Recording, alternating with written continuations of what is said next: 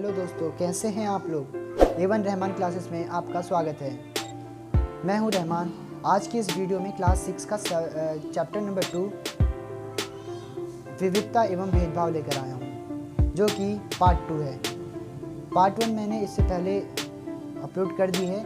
अभी तक आपने वो वीडियो नहीं देखी है तो उसका लिंक मैं डिस्क्रिप्शन बॉक्स में नीचे दे दूँगा, तो अभी जाके उस वीडियो को देख लें। फिर उसके बाद इस वीडियो को देखें, जिससे आपको पूरा चैप्टर समझ में आ जाएगा। तो आइए स्टार्ट करते हैं। तो इस चैप्टर का टॉपिक है ये भेदभाव का सामना करने पर। तो आइए स्टार्ट करते हैं, समझते हैं जब लोगों ने भेदभाव का सामना किया तो क्या हुआ। तो जब अपनी आजीविका यानी कि रोज़गार चलाने के लिए लोग अलग अलग तरह के काम करते थे, जैसे पढ़ाना, बर्तन बनाना,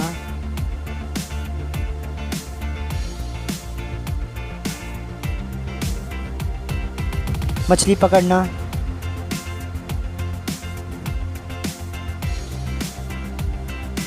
इत्यादि। और भी बहुत सारे काम थे, पढ़ाई गिरी, खेती एवं बुनाई। लेकिन कुछ कामों को दूसरों के मुकाबले अधिक महत्वपूर्ण माना जाता था, और कुछ को जैसे सफाई करना, कपड़े धोना, बाल काटना, कचरा उठाना जैसे कामों को समाज में कम महत्व माना जाता था। इसलिए जो लोग इन कामों को करते थे उनको गंदा और अपवित्र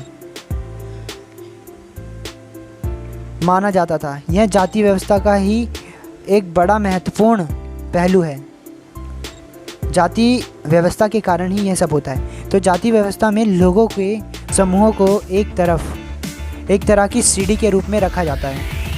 यानी कि एक सीढ़ी की तरह, जैसे ये सीढ़ी है, तो लोगों के समूह को एक सीढ़ी की तरह रखते हैं। यहाँ पर जैसे सबसे ऊपर आ जाता है सबसे ऊंची जाति का, फिर उसके नीचे उससे नीचे जाति का, फिर उससे नीचे उसकी नीचे जाति का, फिर सबसे नीचे जो होता है सबसे नीची जाति का। तो जिसमें एक जाति दूसरे जाति के ऊपर या नीचे थी। जिन्होंने अपने आप को इस सीढ़ी में सबसे ऊपर रखा, उन्होंने अपने को जो सबसे ऊपर रहे वह अपने को ऊंची जाति कहलाती, उत्कृष्ट कहा। जिन समूहों को इस जाति के सबसे निचली सीढ़ी पे रखा, मीन्स सबसे नीचे रखा तलवे में, तो उनको अछूत और अयोग्य कहा गया। जाति प्रथा के नियम एकदम निश्चित थे। इन अछूतों को दिए गए काम को अलावा, यानी कि इन अछूतों जो सबसे निचली जाति होती थी उन्हें अछूत कहा जाता था, और इनको जो काम दिया जाता था उनके अलावा कोई और काम करने की इजाज़त नहीं थी इनको। उदाहरण के लिए कुछ समूहों को, कुछ लोगों को सिर्फ कचरा उठाने और मरे हुए जानवरों को गांव से हटाने की इजाज़त थी। उन्हें ऊंची जाति के लोगों के घर में घुसने, गाँव में के कुएँ से पानी लेने और यहाँ तक कि मंदिर में घुसने की भी इजाज़त नहीं थी। उनके बच्चे दूसरी जाति के बच्चों के साथ स्कूल में बैठ नहीं सकते थे। इन सभी ऊंची जाति के लोगों को जो अधिकार हासिल था उससे उन्होंने तथाकथित अछूतों को वंचित रखा। यानी कि जो ऊंची जाति के लोगों को अधिकार प्राप्त थे, उससे उन्होंने जो अछूत लोग थे उनको वंचित रखा। तो अब हम इसके बाद एक वर्ड है जिसका नाम उसको समझेंगे, दलित। दलित वर्ड का क्या अर्थ है, तो आइए समझते हैं। ये दलित वर्ड क्या है और इसका मतलब क्या है। तो जो नीची जाति कहे जाने वाले जाति थे, दलित वह शब्द है जो नीची कही जाने वाली जाति के लोग अपनी पहचान के रूप में इस्तेमाल करते हैं। वह इस शब्द को अछूत यानी कि मतलब अछूत से ज़्यादा पसंद करते हैं। दलित का मतलब है जिन्हें दबाया गया हो।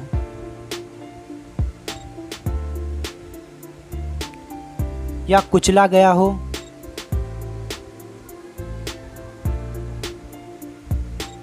दलित के अनुसार यह शब्द दर्शाता है कि कैसे सामाजिक पूर्वाग्रहों और भेदभाव ने दलित लोगों को दबाकर रखा है। सरकार ऐसे लोगों को अनुसूचित जाति के वर्ग में रखती है। इन लोगों को अनुसूचित जाति में रखती है सरकार, यानी कि इनमें दलितों को आरक्षित है, आरक्षित सीट समझते हैं कि कैसे भारत की एक मशहूर हस्ती को भेदभाव का सामना करना पड़ा, यानी कि डॉक्टर भीमराव अंबेडकर को कैसे भेदभाव का सामना करना पड़ा था। यह भाग हमें यह समझने में मदद करेगा कि कैसे जाति के तहत बहुत बड़ी संख्या में लोग भेदभाव के शिकार हुए।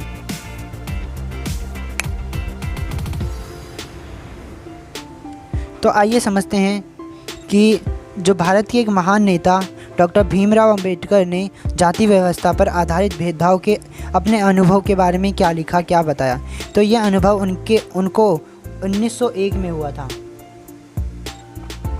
जब वो 9 साल के थे। वह महाराष्ट्र में कोरेगांव में अपने भाइयों के साथ पिता से मिलने गए थे, तब हुआ था यह अनुभव। तो इससे पहले हम थोड़ा भीमराव अंबेडकर जी के बारे में जान लेते हैं। तो डॉक्टर भीमराव अंबेडकर का जन्म 1991 में हुआ और उनकी मृत्यु 1956 में हुई।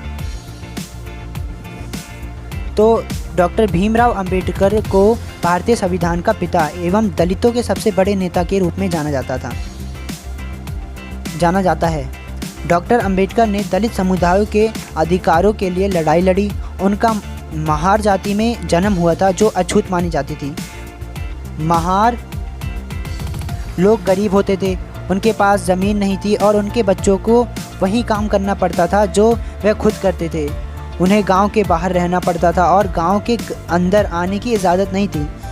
अंबेडकर अपनी जाति के पहले व्यक्ति थे जिसने अपनी कॉलेज की पढ़ाई पूरी की और वकील बनने के लिए इंग्लैंड गए। उन्होंने दलितों को अपने बच्चों को स्कूल भेजने के लिए प्रोत्साहित किया। दलितों से अलग अलग तरह की सरकारी नौकरियां करने को कहा ताकि वह जाति व्यवस्था से बाहर निकल आए। दलितों के मंदिर में प्रवेश करने के लिए जो कई प्रयास किए गए, उनका अंबेडकर ने नेतृत्व किया, यानी कि उनमें शामिल हुए और बढ़ चढ़कर हिस्सा लिया। उन्होंने ऐसे धर्म की तलाश थी जो सबको समान निगाह से देखे। जीवन में आगे चलकर उन्होंने धर्म परिवर्तन करके बौद्ध धर्म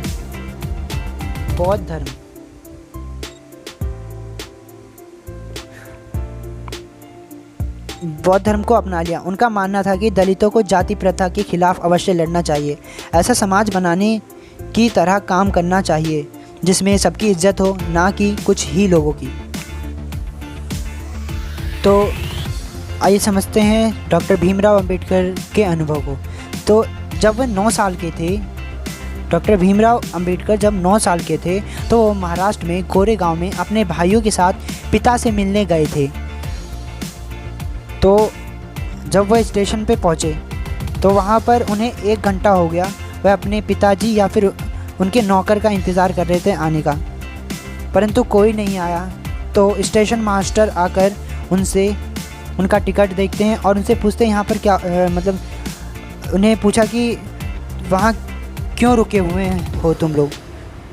तो डॉक्टर भीमराव अंबेडकर ने बताया कि हमें कोरेगांव जाना है और हम पिताजी या उनके नौकर के आने का इंतज़ार कर रहे हैं, लेकिन दोनों में से कोई भी नहीं पहुँच पाया था और हमें पता नहीं था, और डॉक्टर अंबेडकर जी को पता नहीं था कि कोरेगांव कैसे पहुँचते हैं। तो उन्होंने बहुत अच्छे कपड़े पहन रखे थे। उनकी बोली और कपड़ों से कोई भी यह अंदाज़ा नहीं लगा सकता था कि वह अछूतों के बच्चे थे। निश्चय ही स्टेशन मास्टर को भी यह लगा होगा कि वह ब्राह्मण बच्चे हैं और वह उनकी मुश्किल को देखकर बड़े परेशान हुए, जैसे कि हिंदुओं में होता है। स्टेशन मास्टर ने उनसे पूछा कि तुम कौन हो। बिना एक पल भी सोचे डॉक्टर भीमराव अंबेडकर जी के मुंह से निकल जाता है कि हम महार हैं। महार जो मुंबई प्रांत में महार समुदायों को अछूत माना जाता था, उनको एकदम से धक्का लगा। स्टेशन मास्टर को एकदम से धक्का लगा, वह चकम्भव हो गए,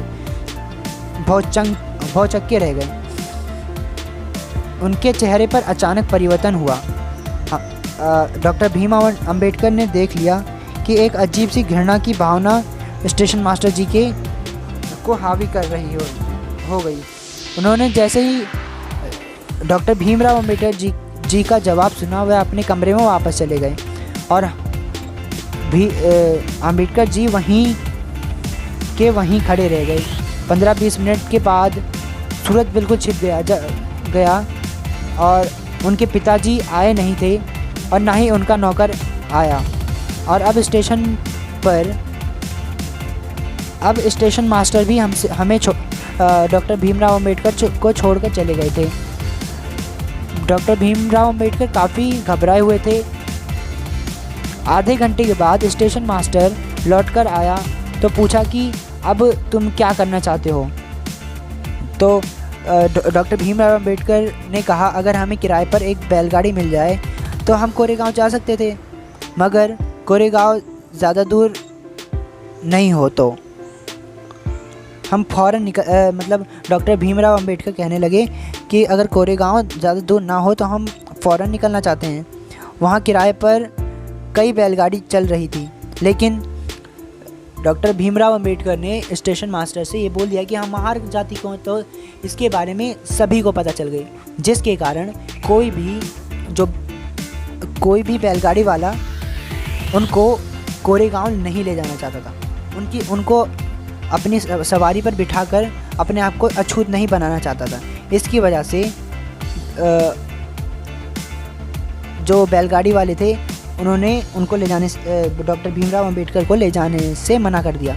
परंतु डॉक्टर भीमराव अंबेडकर जी ने डबल पैसे देने का वादा किया और डबल पैसे दे रहे थे, परंतु तब भी बैलगाड़ी वाले उनको ले जाने के लिए राज़ी नहीं हुए।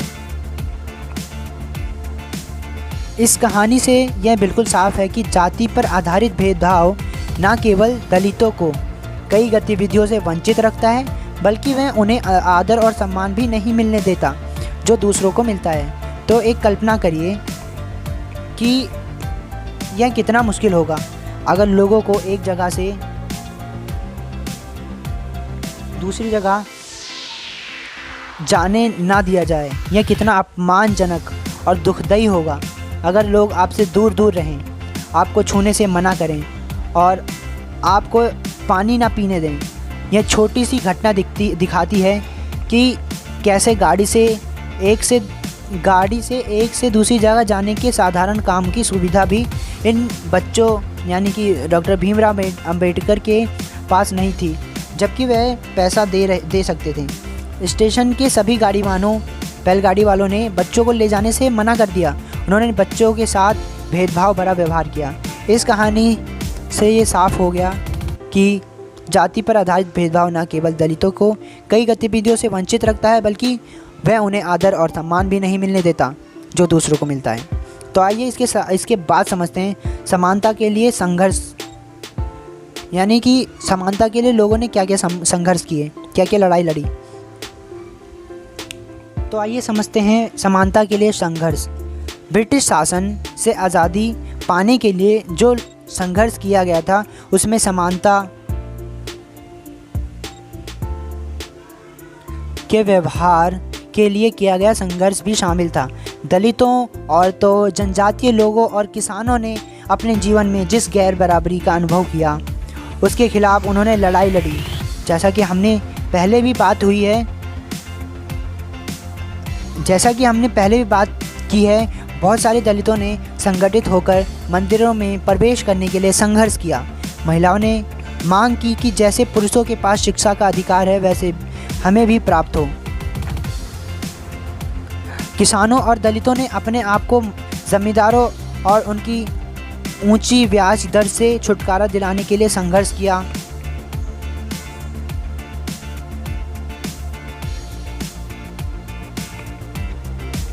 तो जैसा कि हमने पहले भी बात की कि बहुत सारे दलितों ने संगठित होकर मंदिरों में प्रवेश पाने के लिए संघर्ष किया। महिलाओं ने मांग की कि पुरुषों के समान अधिकार, शिक्षा का अधिकार वैसे उन्हें भी अधिकार मिले।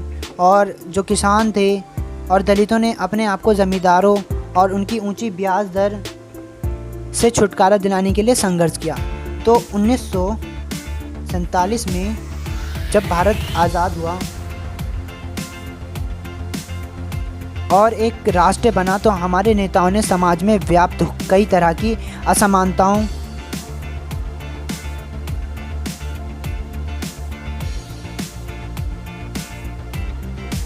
पर विचार किया।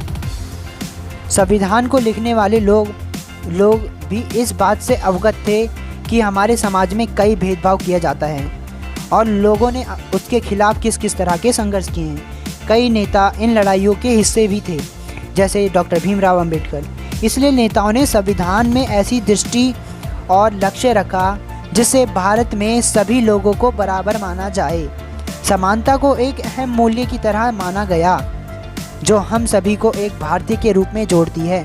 प्रत्येक व्यक्ति को समान अधिकार और समान अवसर प्राप्त हैं। अस्पृश्यता यानी छुआछूत को अपराध की तरह देखा जाता है और इसे कानूनी रूप से ख़त्म कर दिया गया। लोग अपनी पसंद का काम चुनने के लिए बिल्कुल आज़ाद हैं। नौकरियां सभी लोगों के लिए खुली हुई हैं। इन सब के अलावा संविधान ने सरकार पर यह विशेष जिम्मेदारी डाली कि वह गरीबों और मुख्य धारा से अलग थलग पड़ गए समुदायों को इस समानता के अधिकार के फ़ायदे दिलवाने के लिए विशेष कदम उठाएं। तो इसके बाद जो संविधान के लेखकों ने यह भी कहा कि विविधता की इज्जत करना,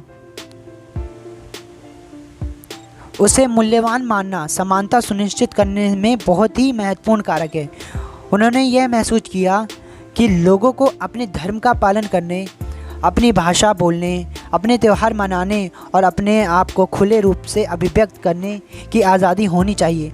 उन्होंने कहा कि कोई एक भाषा, धर्म या त्यौहार सबके लिए अनिवार्य नहीं बनाना चाहिए। उन्होंने जोर दिया कि सरकार सभी धर्मों को बराबर मानेगी। इसलिए भारत एक धर्मनिरपेक्ष देश है। यहाँ लोग बिना भेदभाव के अपने धर्म का पालन करते हैं। इसे हमारी एकता के महत्वपूर्ण कारक के रूप में देखा जाता है कि हम इकट्ठे रहते हैं और एक दूसरे की इज्जत करते हैं। हालांकि हमारे संविधान में इन विचारों को जोर दिया गया है, पर यह पाठ इसी बात को उठाता है कि असमानता आज भी मौजूद है। समानता वह मूल्य है जिसके लिए हमें निरंतर संघर्ष रहना होगा। भारतीयों के लिए समानता का मूल्य वास्तविक जीवन का हिस्सा बने, सच्चाई बने, इसके लिए लोगों के संघर्ष, उनके आंदोलन और सरकार द्वारा उठाए जाने वाले कदम बहुत ज़रूरी हैं। तो हमने यह जाना कि कैसे लोगों ने संघर्ष किया समानता को पाने के लिए और बहुत सारी चीज़ों को पाने के लिए, जिसके कारण आज हमारे देश में ये जो मौलिक अधिकार प्राप्त हैं, समानता का अधिकार, धर्मनिरपेक्षता का अधिकार, छुआछूत से जो मतलब अस्पृश्यता का अधिकार, इन सभी अधिकारों को प्राप्त करने के लिए बहुत सारे संघर्ष हुए, जिसके कारण आज हमें इतने सारे मौलिक अधिकार प्राप्त। तो इस तरह हमारा ये चैप्टर पूरा कंप्लीट होता है। इस चैप्टर में हमने ये सब देखा कि कैसे भारतीय लोगों ने भेदभाव के लिए संघर्ष किया, ये भेदभाव क्या था, और इस भेदभाव के कारण जो हमारे नेता थे उन्होंने संविधान में इतने सारे हमें मौलिक अधिकार प्राप्त हमें दिए, जिससे आज हमारा जीवन इतना अच्छा है। तो हमें इस अधिकार का, हमें उन लोगों का सम्मान करना चाहिए और हमें इस अधिकार के लिए अभी भी संघर्ष करना चाहिए, क्योंकि अभी भी समाज में ऐसे कुछ लोग हैं जो लोगों से भेदभाव करते हैं, छुआछूत वगैरह वगैरह सब कुछ करते हैं। तो अभी भी हमें इन सब चीज़ों के लिए संघर्ष करते रहना होगा।